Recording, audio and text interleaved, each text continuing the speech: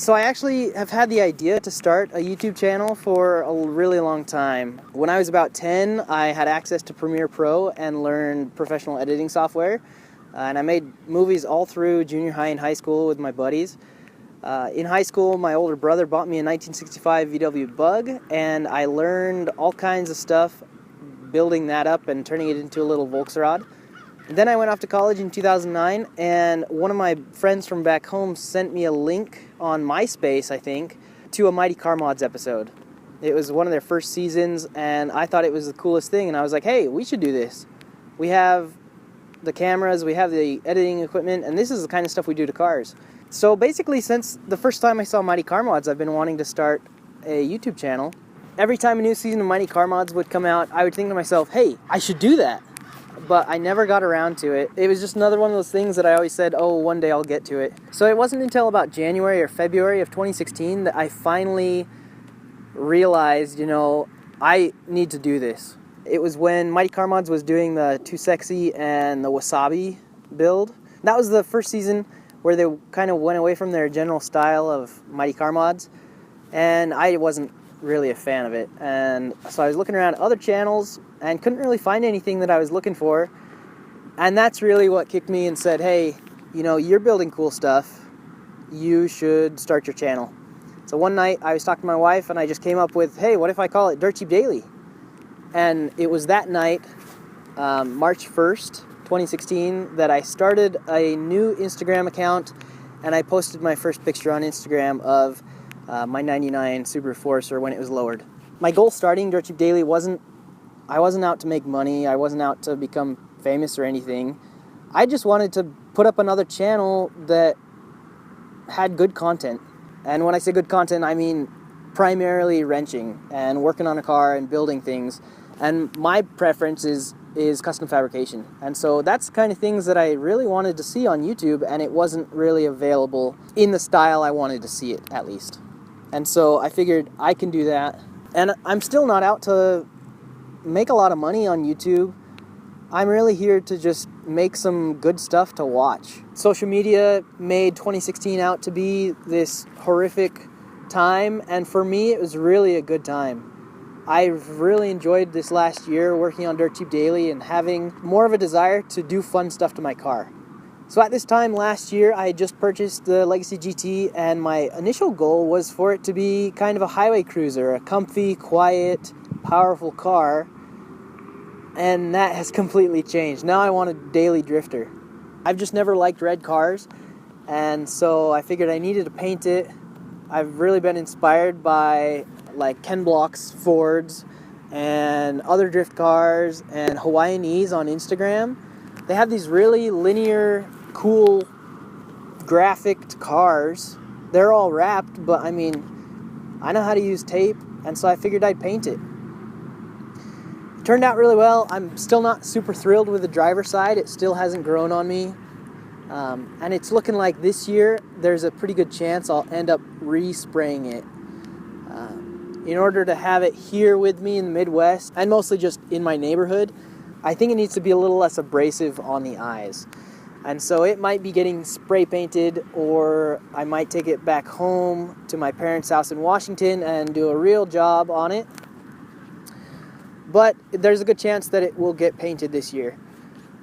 And I'm fine with that. After spraying it, I knew I wanted a manual. It was an automatic when I bought it, and I'd been reading about manual swaps for a long time. Everybody on the forum said they were really difficult, and it took a lot of work, and the wiring was a headache, and you'd never have a car that worked properly again. And it's not. It was so much easier than forums make it out to be.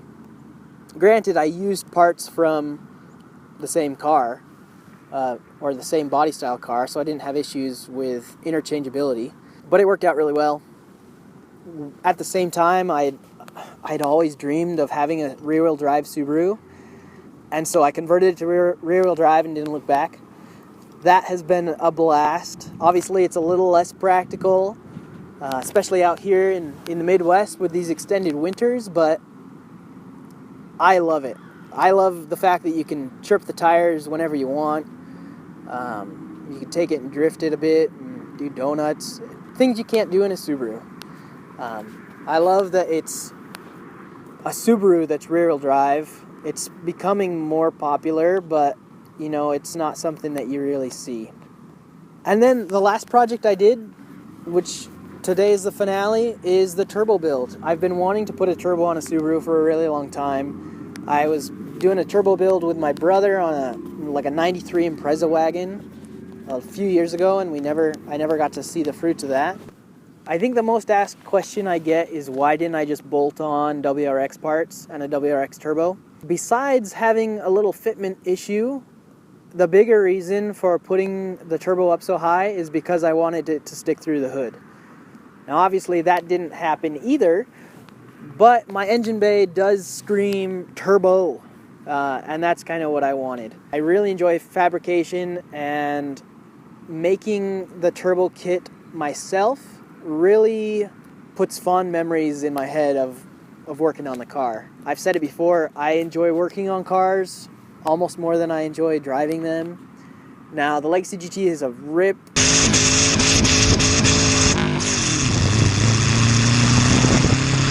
It's a kick in the pants to drive. But I think I still enjoyed working on it more than I enjoyed driving it. Some other people will ask, well, yeah, it's a 2.5 non-turbo, and you put a turbo on it, it'll blow up. In response to that, I don't really care if it blows up. That gives me the opportunity to do an engine swap, either a turbo engine, a EJ20, EJ25, or an H6. Mostly I just wanted to do it to see if it could be done and see if it's reliable. There's some guys that say they run non-turbo 2.5s reliably with low boost, and I wanted to see that. I also wanted to see what kind of power gains you receive from low boost applications, and at least in my case, it's a huge power increase.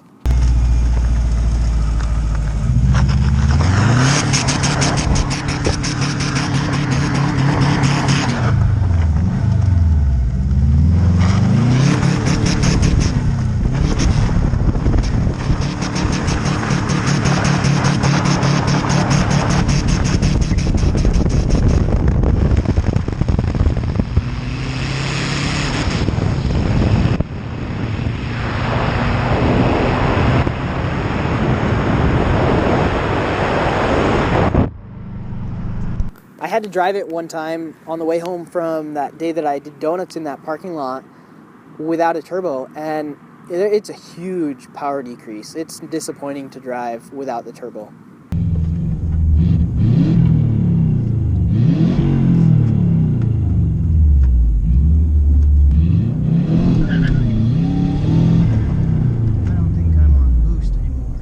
Some of you might just say, well, you need to spend money on a turbo Subaru like a WRX or an STI or a Forester XT or a Legacy GT. And my response to that is, no, it's too expensive. Basically, everywhere I've looked, a turbo Subaru is at least $2,000 more expensive than a non-turbo Subaru. And it does not cost $2,000 to turbo a Subaru. So as we wait for this car to go by, here's my parts list. I can't remember off the top of my head, it says right here, it was really inexpensive to put a turbo on this. I started out with all stock parts, a turbo from a 2003 WRX, up pipe, down pipe, headers, all from the same model or body style. And I modified the up pipe, I modified the down pipe, extending them. I bought the cheapest external wastegate I could find because I wanted a 4 PSI spring.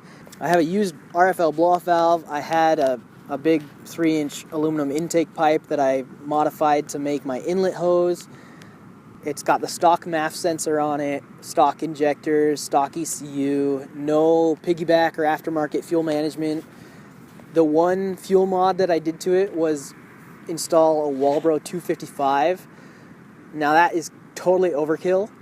Mostly I bought it because it was cheaper than a WRX pump, and they sound cool. The high-pitched whine sounds like a race car, and I'm not opposed to that. So I'm running it just off of wastegate pressure. It's supposed to be 4 PSI. I'm not sure if it really is or not. I haven't totally tested it. My boost gauge, which is about the cheapest one I could find on eBay, reads between 7 and 10 PSI at wide open throttle.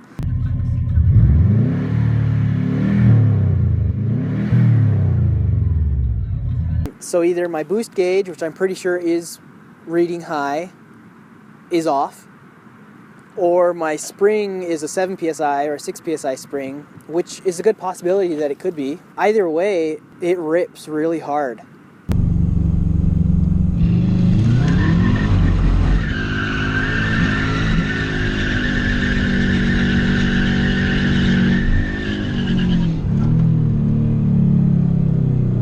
I'm just running a narrowband AFR gauge right now, just as an idiot light.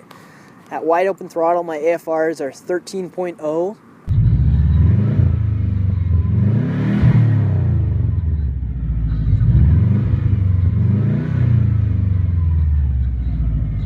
Now, whether or not that's really dead on, I'm not sure, but it's still working.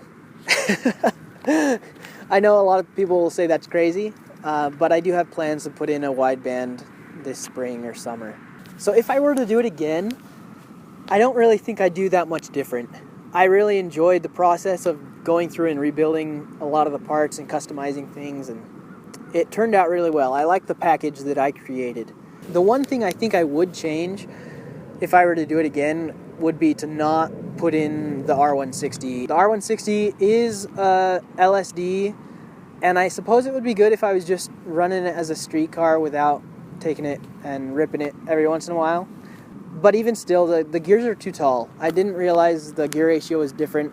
I get really good gas mileage on the freeway because I can cruise at such low RPM, but around town my acceleration suffers. Also, the LSD really wasn't that great. I would have, I think, been happier with just a welded diff. So that's about the only thing I'd change. And it looks like I will be.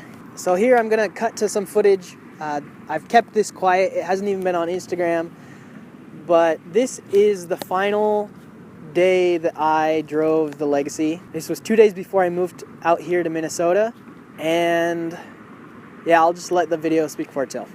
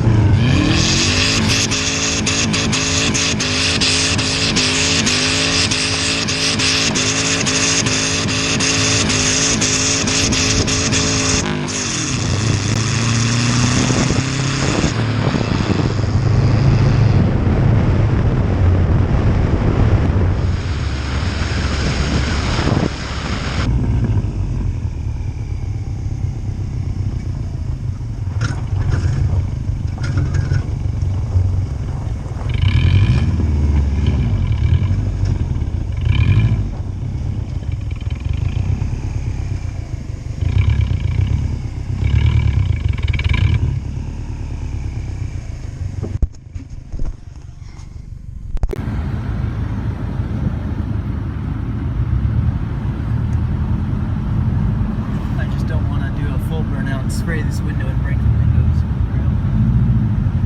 We'll do a full burnout on the road though. Oh, there's another car coming. What the heck? Everybody going to church? Must be.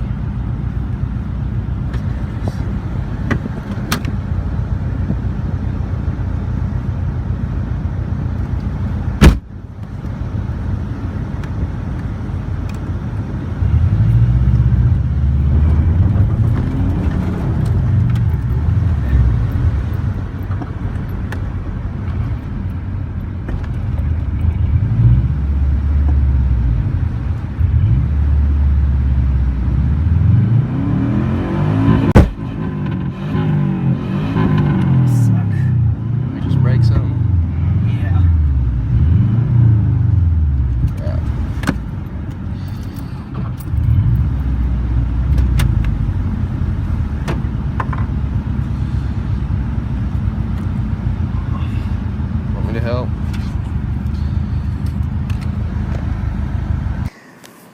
Yeah, so totally blew up that rear diff. That was totally stupid on my part. I knew the R160 wasn't strong enough, but the times that I drifted it and I'd already done burnouts with it, it made me overconfident, and it really wasn't strong enough. I was popping off the rev limiter like you heard, and I just dumped the clutch, no regrets, and it just popped.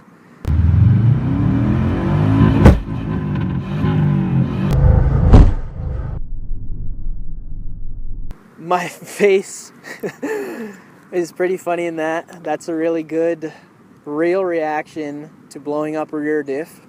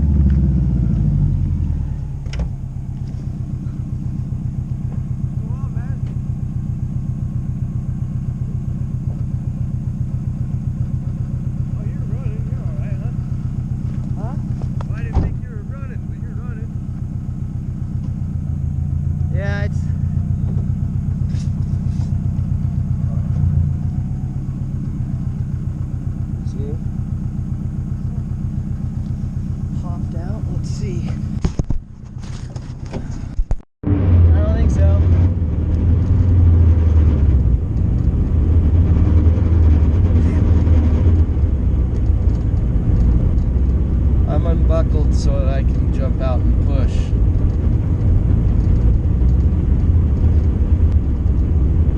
Yeah, so the rear diff is popped. So it's normally like 1.5 way LSD, and we popped the one side. So we only got about half a diff. Barely any power going to the one axle.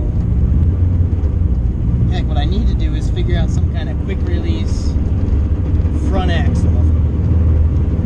So you just go and you pop it in the front, then you actually can go forward.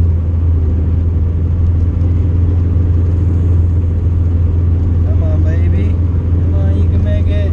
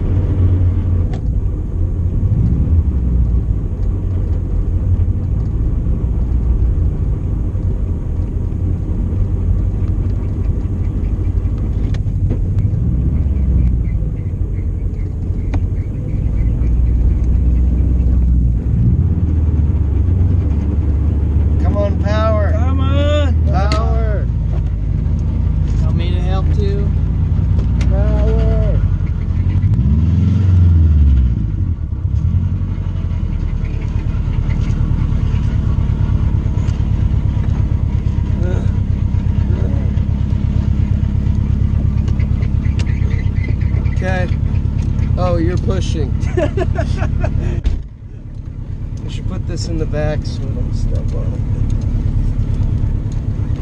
Woo! This is called car skateboarding. It's great fun. Hey guys, how's it going?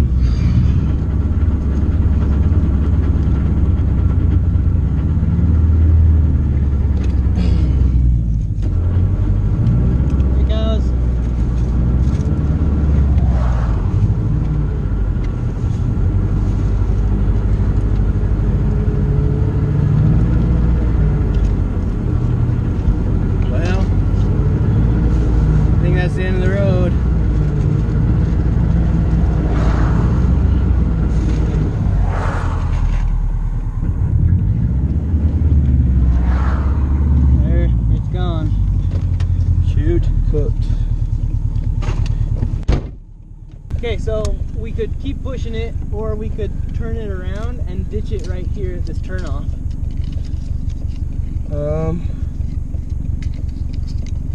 That turnoff is pretty clunky. Yeah, that's what I'm thinking. Let's do that. Yeah, that rear diff is toasty. Your flashers on? Yep. Okay. Well, should we push back? Oh, that's a good idea. Yeah, that's a better idea. I was gonna turn it around. Yeah, let's push back. I guess we'll wait for this car and then we'll push back, huh? I need sunglasses. Alright.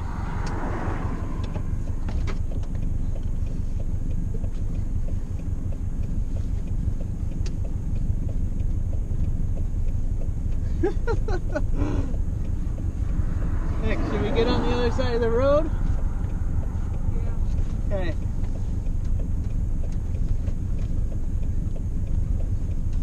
We're almost there.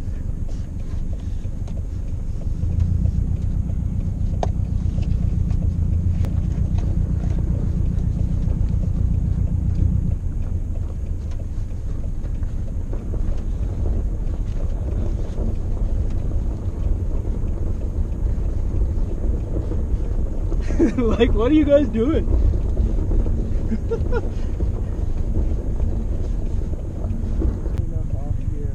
Yeah, I think we'll be alright. Yeah.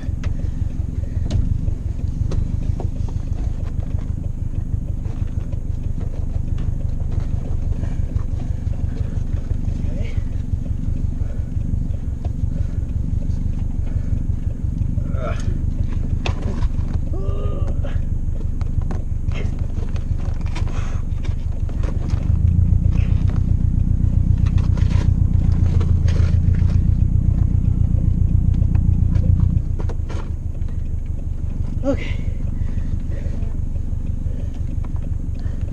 Keep going.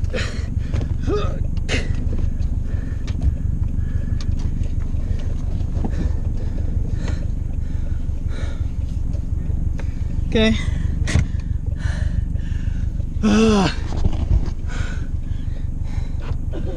We did it.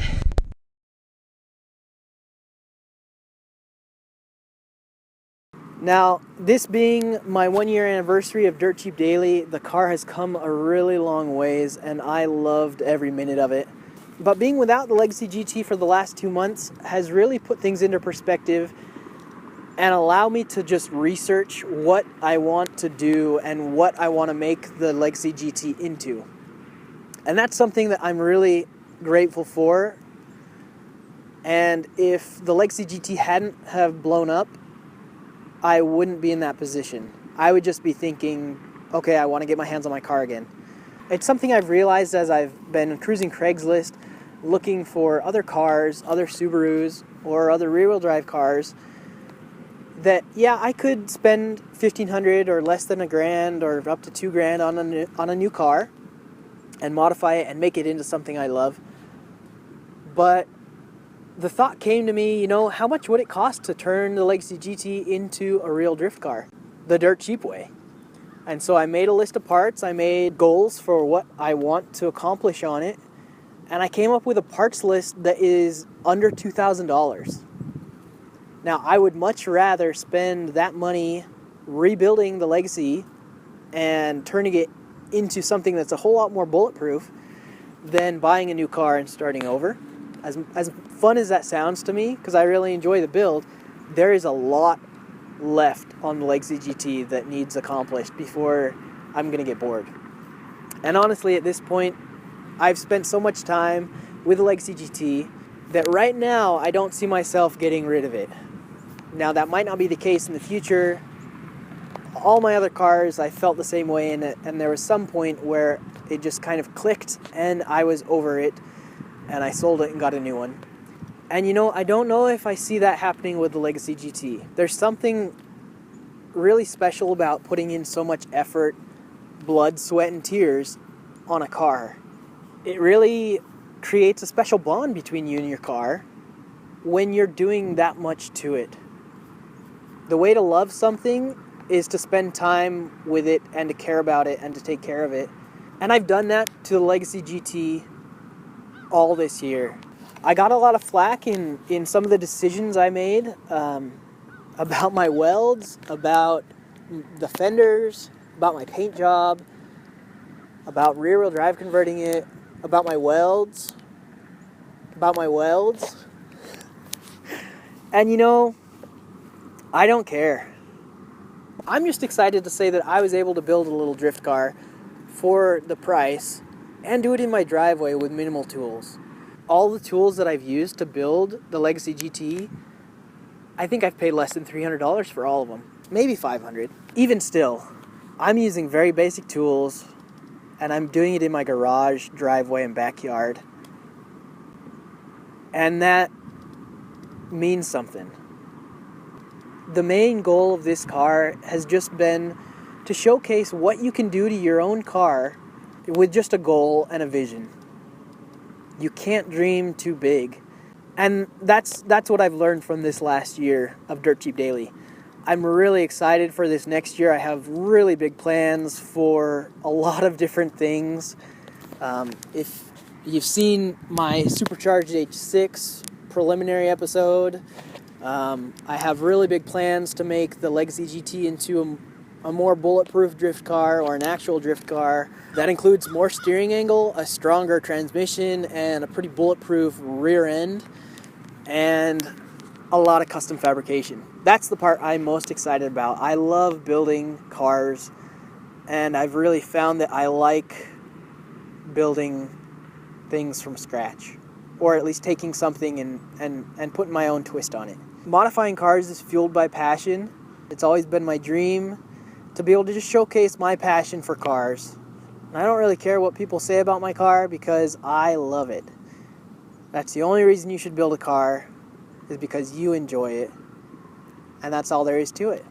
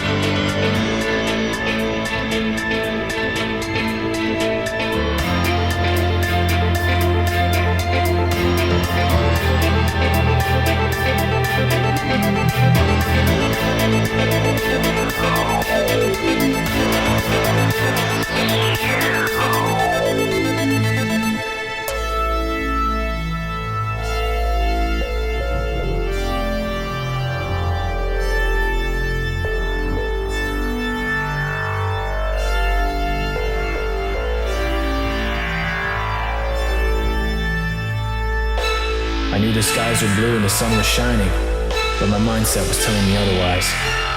What could I think? Everything seemed to be fleeting away from my grasp. Was I done? Or was this only the beginning?